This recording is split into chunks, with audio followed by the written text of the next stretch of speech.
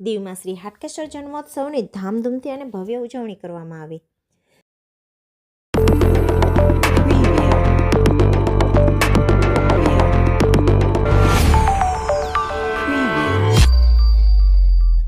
કેન્દ્ર શાસિત પ્રદેશ દીવના શ્રી હાટકેશ્વર જન્મોત્સવ પ્રાગટ્ય દિવસ હર વર્ષની જેમ આ વર્ષે પણ ધામધૂમથી ઉજવાયો. શ્રી નાગર બ્રાહ્મણ દ્વારા ઇષ્ટદેવ સ્થાપિત આ મંદિર 450 વર્ષ પૌરાણિક છે. સર્વ શિવ ભક્તોનું આસ્થાનું કેન્દ્ર તથા મનોરથ પૂર્ણ કરનાર માનવામાં આવે છે. શ્રી દીવ જિલ્લા 84 જ્ઞાતિ બ્રહ્મ સમાજ દ્વારા આ મંદિર સંચાલિત છે.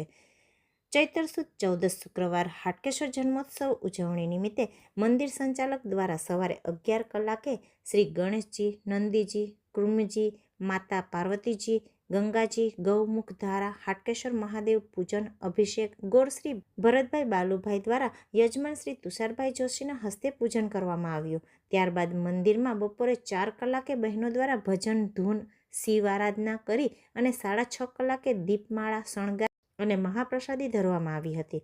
ત્યારબાદ આતિશબાજી અને મહાઆરતી કર્યા બાદ મંત્ર પુષ્પાંજલિ અર્પણ કરવામાં આવી. ત્યારબાદ હર હર મહાદેવના નાદથી મંદિર ગુંજી ઉઠ્યું હતું અને જન્મોત્સવની સૌ ભક્તોએ એકબીજાને અભિનંદન પાઠવ્યા હતા.